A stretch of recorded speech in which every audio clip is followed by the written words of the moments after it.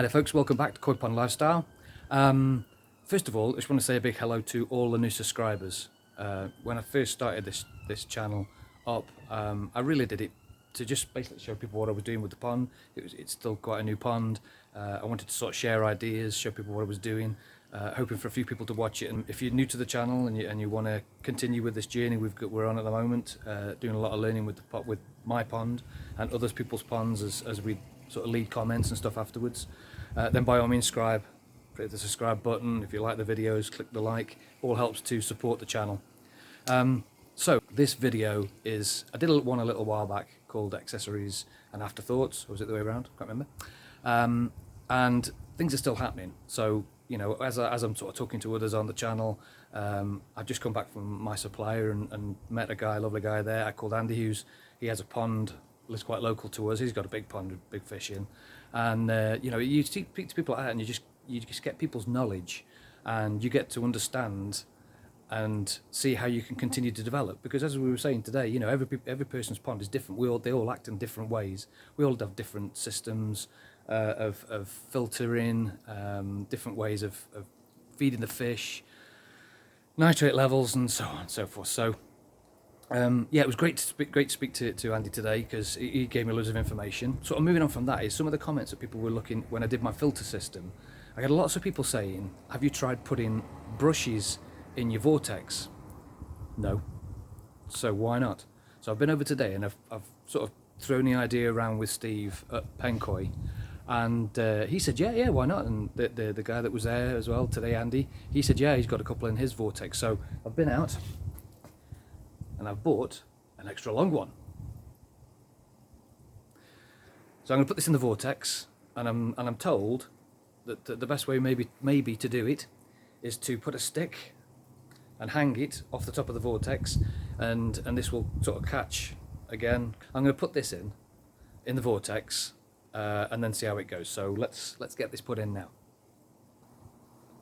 Okay, what I've done is I've just got myself a little stick, goes to the top, and then I'm literally just going to hang this in the middle of the vortex like this. It's nice and steady because it's right at the bottom.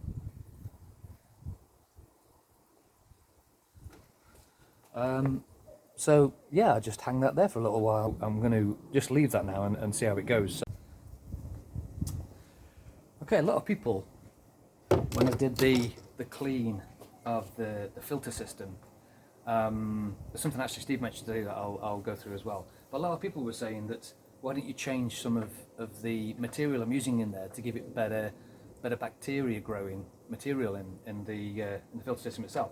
So I've been around to see Steve today, and I'm not going to do anything at this part of the season because I've got matured or maturing, you know, 99.9% of the way there now in my filters, and I've got all the right bacteria in there at the moment. So I don't want to start taking out stuff that's got good bacteria on to put stuff that's got no bacteria on at all. So I'm going to wait until next season, next spring, and then I'm going to make some changes in the filter, I think, just as we come out of winter, and we're going in sort of in springtime. I think I'm going to change around some filters then. One thing that Steve did point out though, I just wanted to make, you know, this point for you, is when I did the clean video and I took out all the brushes with all that caked up stuff that was on it, I'm told that I could have left that for a few more days, and it would have slowly started getting rid of itself. So I think I was a bit premature, a bit fast on that move there. So I know for next time now. But yeah, I'm told that if you leave it, it starts just diminishing itself anyway, because whatever's in it it'll sort itself out. So I'm going to pull back next time if I need to put that stuff in. But I won't have as much stuff in next time anyway, because I know I used too much last time, so there won't be as much residue left from last time. So hear all your comments of people saying, you know, put some different media in there. I will look at doing that, but I'm going to wait now until next year because of how my filters have got the mature stage at the moment. So that's something else we're working on in the future. Okay everybody, right, I've got something new to try here. A friend of mine down the road has just given me a little light to put on top of my inverted aquarium. So this will be interesting. So I'm just waiting for the fish to come into it. As soon as they come in, I'm going to video it. It's nice and dark, so you should be able to see it here and see what happens when they come in. So I can see if I can video it for you. Okay, there we have it, folks. Look at that. Okay, simple light. Where is the light? Placed on top of the aquarium, You got food in and it gives me full access. How good does that look? Look at that. Okay, I'll show you what the light is in a minute, and I'll show you where you can get that. I'll leave a description in the bottom of where you can get them from. But how good is that? You can actually see them in the night time feeding in the upside down aquarium. How good is that? Look at that. Okay, that's with the pond lights on. So we've got the pond lights on, and we've also got the pond. We've got the light on in the upside down aquarium with the fish feeding in the aquarium. It's now 10:15 at night. How good does that look? I am so impressed with that. And I'm told I can keep the light. Steve, thank you ever so much for that. That is a result for me. Ka-ching. That's something else for the pond. How good, I could watch that forever. Okay, so here's the light we used. I did chuff last night. We were basically sitting in the garden last night. Social distancing, bit of a drink, and why not? Bit of a sore head this morning though, but anyway. And I said to Steve, that one of the neighbours that came around last night, he was looking at the pond again, yeah, that's dead good, and we were looking at the aquarium, and I said, I tell you what would be ace, I said it'd be ace if I could light the aquarium. So loads of stuff's going through my mind about how I can do that, and we've got these little table light little trail lights, a little bit of wire with little LEDs on. So we took that off the table last night. Wife wasn't impressed, but we took it off the table last night. Laid it out on top. Didn't really cut the mustard on that, so I said, nah, well, we'll have to look into that in the future. So anyway, I can see Steve ticking away next, and he just disappears. Went out the back gate, and I was like, is he okay? Wonder where he's gone. About 3 or 4 minutes later, it arrives, bing, with this in his hand. Walks up to the aquarium, bungs it up the top, presses the button, little button on the side to light it. And I was like, you've got to be kidding me. That is fantastic. So yeah, I was dead chuffed with that last night. So as you can sort of see, I'm buzzing with that one.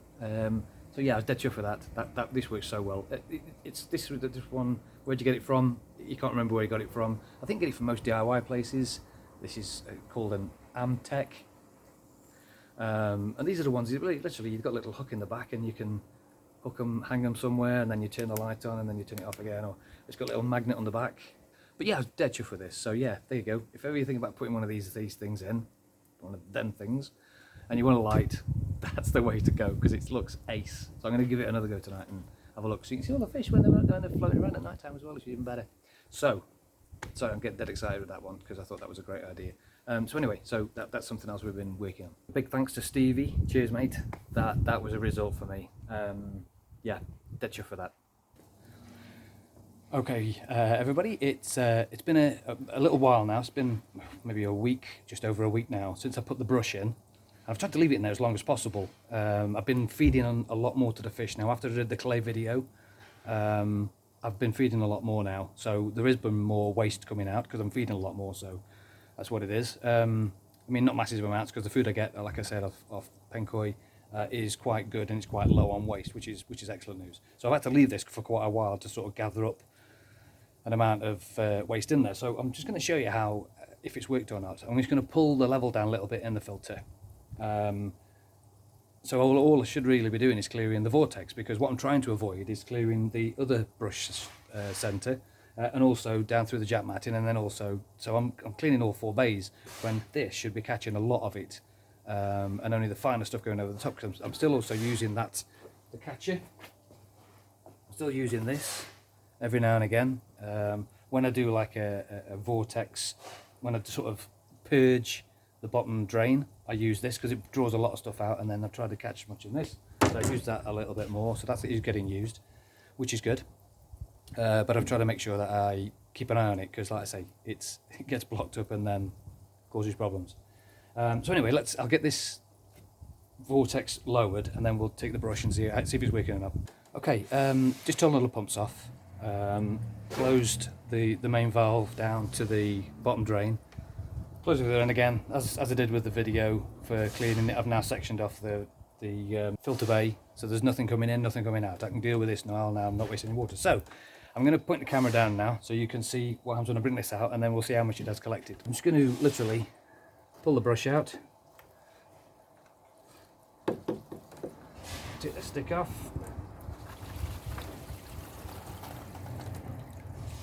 yeah, what a result. That is so much more, because even you can even see on the brushes, if I sort of pan up a little bit, let me just move this out of the way. You can even see on the brushes that there's not as much accumulated, but there's loads of crap in there. So not all of it's been dissipated into the other sections. It seems to have caught it in here, and apparently the way it does it, I'm told, is that it slows down the vortex as it's coming in, and then it gathers on the brush bits and pieces and chucks it straight below there, which is better, because obviously I want as little going this way as possible. But it still needs to go, obviously, so that's interesting. So I'm going to dump this off now. Again, thank you to everybody who's commented about this, and you know, double thumbs for this one, because yeah, this seems weird for me. So I'm going to dump this water off now and see what we're left with.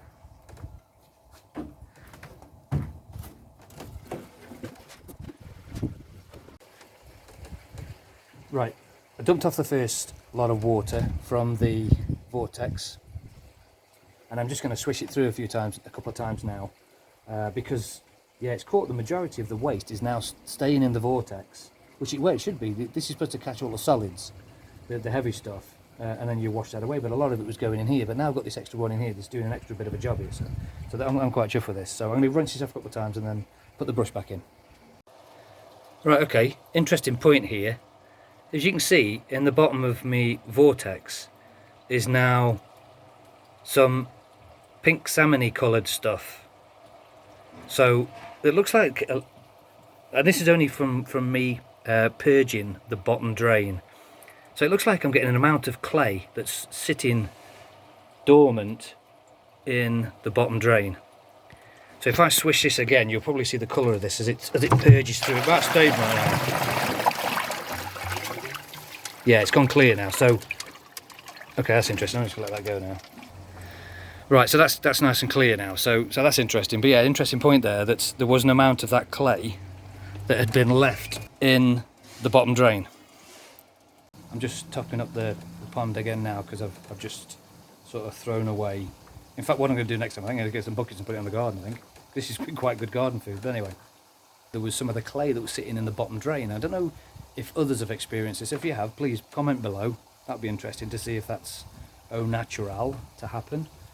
So yeah, interesting. Not a lot. There must have been only maybe a tablespoonful of the.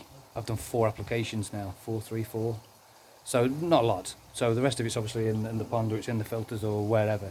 So just must have been it's like a grainy, very, very fine, grainy residue that was in the bottom drain that was just sitting there and needed to come out. So interesting one. So anyway, there you go. So the brush in the vortex, yes, I'm going to keep it in there because it seems to catch more, and I'm going to find I won't have to be clearing as much of the other sections. I can just quickly take it out and run it from there. So that's the update on the brush as well. So if you're liking this video, please click the thumbs up. If you haven't subscribed yet, we're getting so close to 1,000 subscribers now. Please subscribe down the bottom there. I'm going to put some videos up either here or there at the end of this video, just for people to catch up on other things I've been doing, stuff I've put in the past that people seem to enjoy watching. So I'll repost a couple of videos here.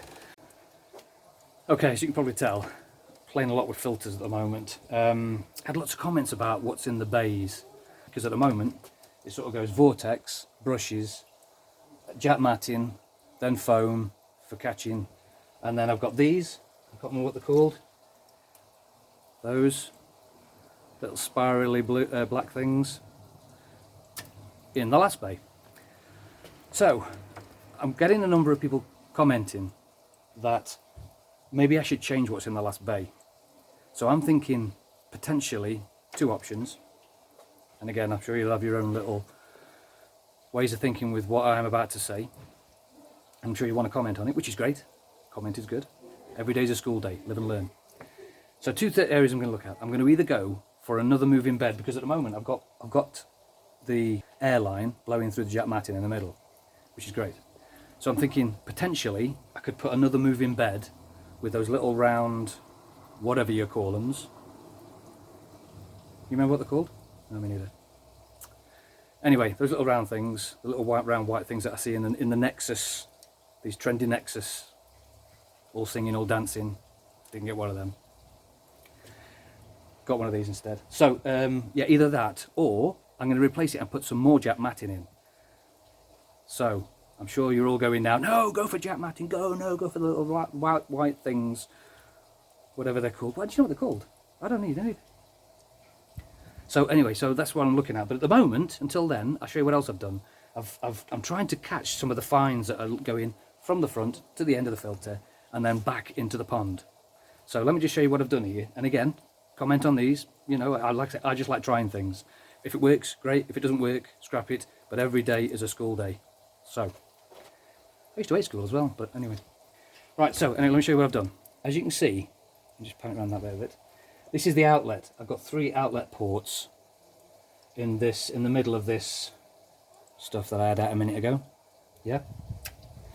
And what I've done is I've made some little socks. And what I'll do is, let me just chuck that in there, is a sock goes over the end of the outlet and catches the little fines, because at the moment I've moved that, there's loads of fines floating around everywhere. So at the moment, while I've got this whole thing isolated, so there's nothing been drawn through, I'm going to pull these little socks out, which are these. Again, there's another one. Okay, here's another one full of fine stuff. Put that in the bucket. And then the last one. Okay, and there's the last one full of stuff. Okay, they go in my bucket, and then I should just give them a clean up and then put them back.